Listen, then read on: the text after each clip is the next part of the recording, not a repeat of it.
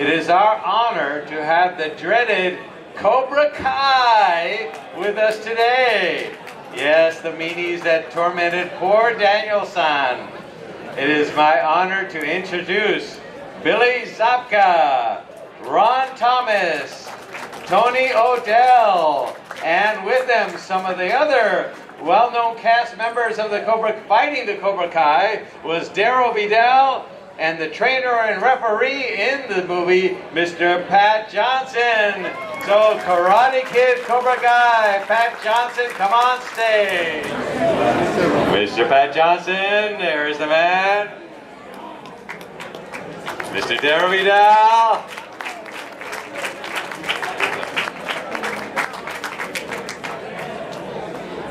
There's the man of the house, Mr. Billy Zabka. And Mr. Who's the next one? Mr. Ron Thomas and Mr. Tony Odell. Here they come.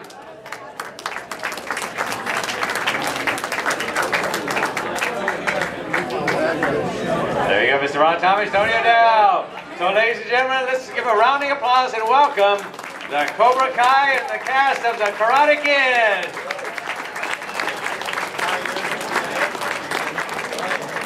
Does anybody have any questions for Pat Johnson or Daryl Vidal? Or Tony Odell or Rod Thomas? Okay, see ya. Any questions? Yeah. How many of you actually, I know, how many of you actually do martial arts before the film started? He asked how many of us knew martial arts before the film started. I'm going to let Master Johnson answer that question. All right, I'll do it. This guy was the world champ, which we found out, right, already? I'll let Ron tell you. I didn't know any karate. Pat Johnson taught me everything I know and everything I've forgotten. I didn't either. So I was a world champion later. I was black belt. And if you guys want to know an inside secret, my agent told me on the audition for Karate Kid, do not say anything about your black belt. Don't say anything about martial arts, because they were looking for actors and they didn't care about the martial arts because they knew this guy was training us anyway. And so I didn't say a word. And it was, I don't know if you remember this, but when we were shooting over the fight scenes over at the college and we're shooting the tournament, it was about 6 or 7 weeks into training. We were getting ready for those scenes, and Pat came up to me and he said, "You know something, don't you? You know a few things." So he figured it out, but I had kept it hush-hush. So I was a black belt.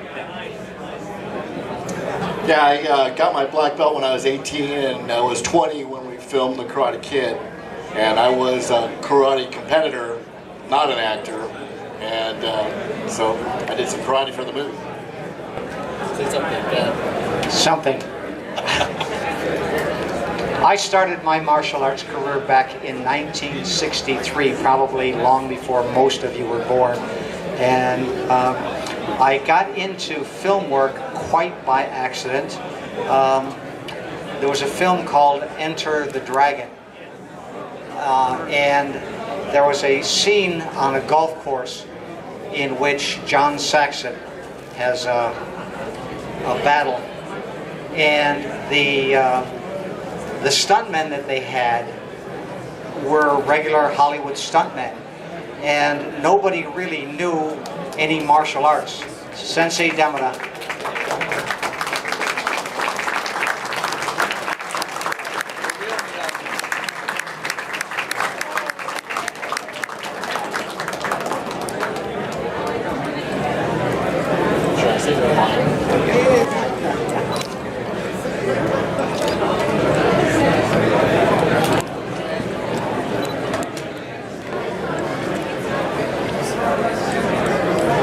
Anyway, the scene had been shot by some regular Hollywood stuntmen, and Hollywood stuntmen, when they do a fight scene, nobody ever really hits anyone, and the signal for the guy to react is you draw your hand back, now he knows to react, and you throw the punch.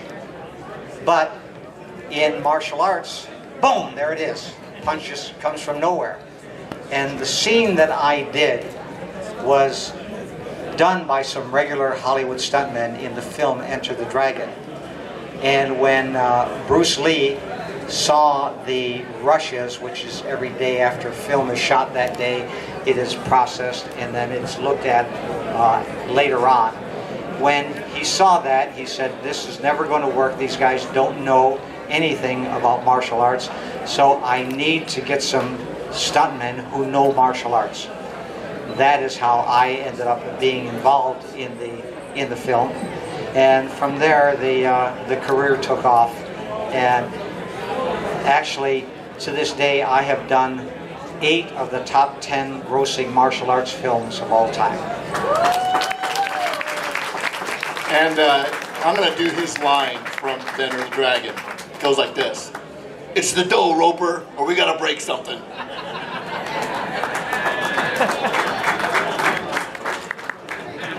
I don't know if you know who I'm standing next to. Of course, you, Sensei Dimura and Daryl Vidal, who together actually embody the spirit and the real martial arts of Miyagi and the Karate Kid. Because Daryl did double with him on the pylon when he was practicing the crane kick. And Sensei Dimura played all this stuff at the fence fight scene with the skeletons. When Pat couldn't beat us all up, this guy sure did.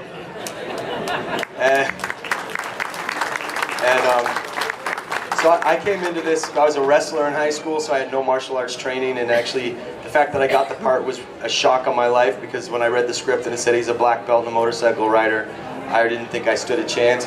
After my last audition, they sent me to Soundstage 15 to meet Pat Johnson, and I remember him bringing me onto a mat, and he leaned on me and bent me in all kinds of impossible directions.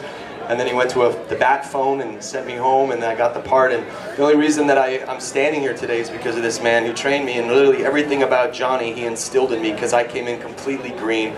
So I was just, you know, really clay in his hands. And it's just an honor to be part of and now grafted into all the martial arts. I'm so humbled by all of you who are here, the real martial artists that are really doing it, and just so much great respect for it. And it's an honor to be a part of this film and to be standing here with these men.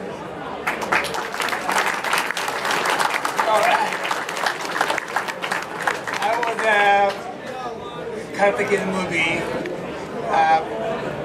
Originally, I got from Chuck Norris introduction to me, but I'm not a big actor, so I don't want to do it. I back up. Then Mr. Pat Johnson called me. He said, "You will come over." That's why I started with Mr. Johnson for many films. I think one time we did a film called San Francisco. I don't remember the name now. One movie was I'm bodyguard, but I was smaller than him. He told me, "Hey, this guy is too small for me." Pat Johnson said, "That's not the point, it's quality." So I got a job.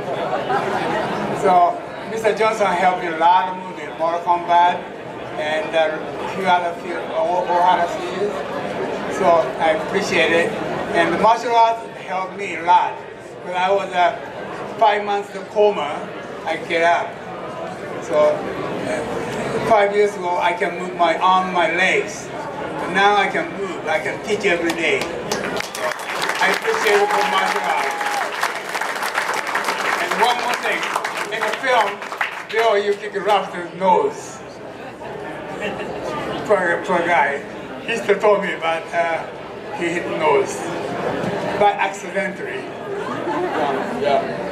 So anyway, it's a lot of good memories for over 30 years now. All the guys are bigger. Bill was the youngest one. So we don't shoot in film till he was what, 18? Yeah, just turned 18. Yeah, then 18, next day we start shooting. That's right. He's the youngest one, and look at he's the oldest one right now. Thank you.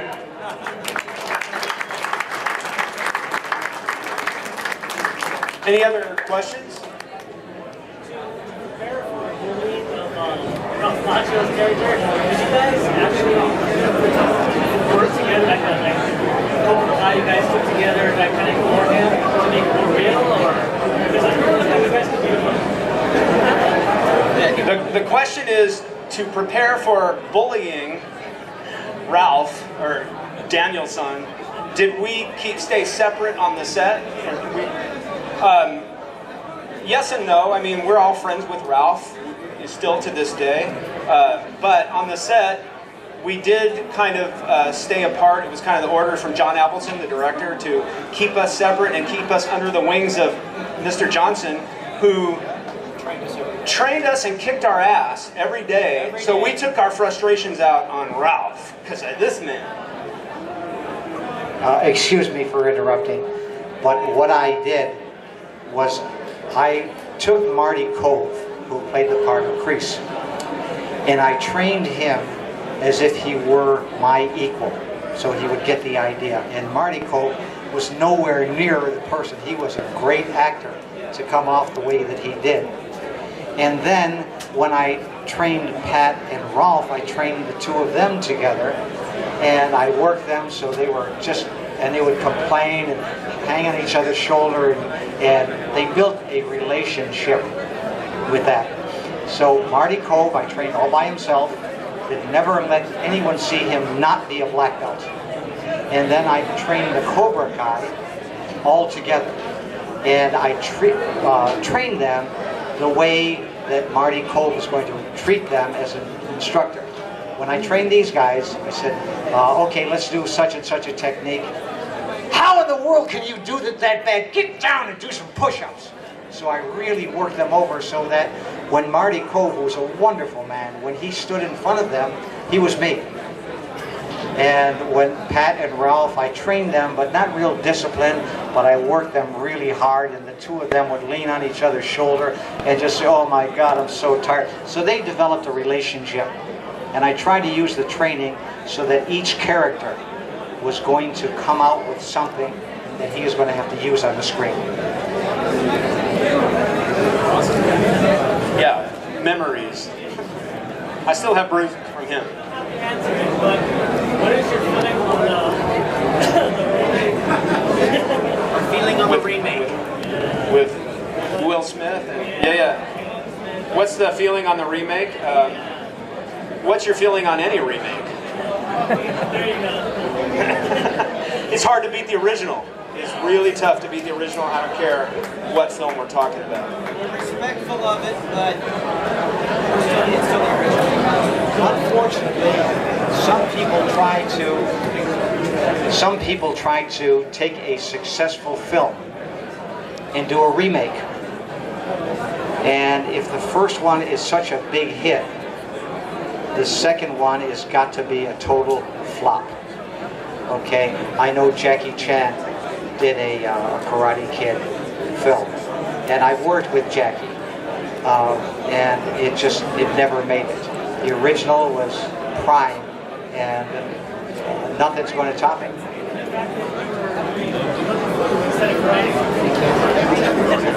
Exactly. Most embarrassing memory on set. My most embarrassing memory on set? Most embarrassing memory? The whole thing was embarrassing, really. No, actually the only thing that can even relate to that is when we were filming the final fight, and it was in between breaks, and I was on my knees facing the crowd, and the crowd was still booing even though the cameras weren't rolling. And my mom was sitting right there, and she was just like, no, and I'm like, I'm acting, it's okay. That happened in the movie. The only time that anybody connected with me, it was Elizabeth Shue in the dining room when she punched me in the jaw. She couldn't pull her punch, so I didn't get hit anytime. Ralph punched you? This is the last story for me. The skeleton fight scene, we were up till 4 in the morning, and Ralph was against the fence, and they had the camera in a certain position, so my foot was supposed to stop in front of his face, or on the side of his face, and then they moved the camera, so now it needed to go in front of his face, and I didn't adjust my left foot.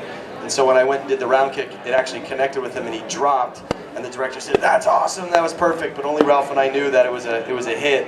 And as soon as he came up, we told, the lights went off, and everybody he kind of went limping back to his trailer like that. It's the only time that we had an accident, and so some of the scene, you could see him actually with a real scab on his lip in the movie. That was the worst feeling for me, though, because we were putting our lives in each other's hands, so to speak, Anyway, thank you guys so much for being here, and get back to the show, and come and say hi, and it's great to be here with you all. Thank you.